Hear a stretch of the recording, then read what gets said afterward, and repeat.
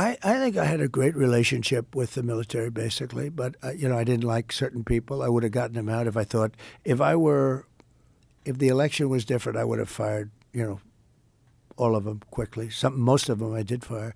Biden should have fired every military person involved with Afghanistan. He should have had a lot of firings. If you look at him, he told Israel not to do anything, and at least Israel's not going to look at a bomb the way they would have been. Think if they listened to Biden. They'd be waiting for a bomb to drop on their head right now. He's been wrong about so much. I guess you'd have to say that she's been wrong, too, because, she always said they made the decision together. But Israel didn't follow his advice. And I think it was a very, the Middle East is rapidly changing. There are prophets that say the world will come to an end in the Middle East. You know that, right? And we have weapons today that are so scary. When you look, I rebuilt them all.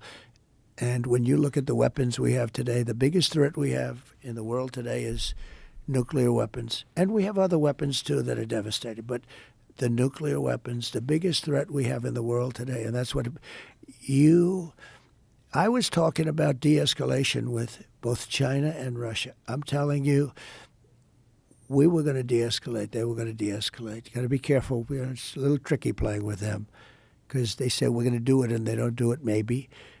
But they understood the curse, too. It's a curse. It's China's way behind us, but they'll catch us within 5 years. So let's imagine, let's say you win in November. What do you do differently, and how do you change this course that it seems we are on for World War III? How do you get us out of Ukraine? How do you stop what's going on in the Middle East? How do you put a stop to this? Well, it's a very to me, it's an easy question because I think I can do it easily, but it's a complex question in the sense that the times change. Every day changes.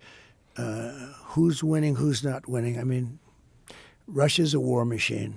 Whether you like it or not, it just grinds along.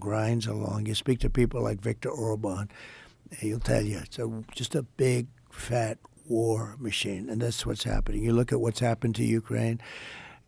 If I were there, it would have never happened. But what could you do now? If you get into office in January, what could you do now? Right now, you would get both of them. I know both very well.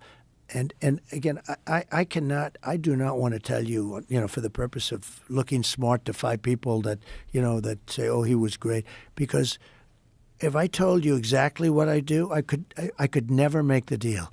All I can tell you is that I would meet with Putin and I would meet with him, and I know exactly what I'd say to each one of them. And I believe that as president-elect, I would get that war stopped and stopped fast.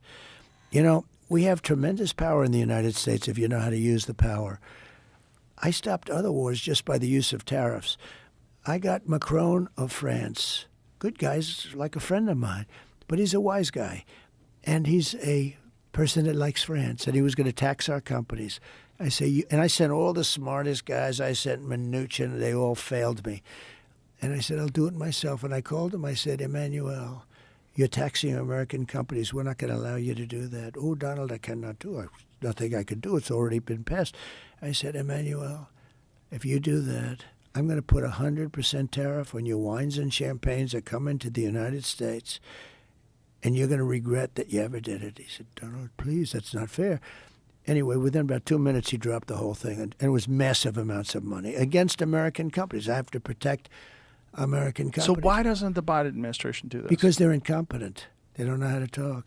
Look, they met in Alaska with the Chinese, and the Chinese lectured them about how badly we treat people, right? Okay? I mean, think of it. You remember that? It was like they didn't talk to me that way. They respected me. They respected our country. They don't respect our country. They don't respect Biden. They don't respect her. They're dreaming about her because she's incompetent. She's not a smart person. Look, she can't put 2 sentences together. She talks. I watched her 2 nights.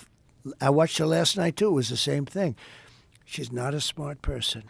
These guys are very smart, and they're very streetwise, and they're very tricky and evil and dangerous. And if she becomes the president of the United States, which I can't believe can happen, I don't think this country is going to make it. I don't think we'll ever be. I think just really bad things will happen to our country.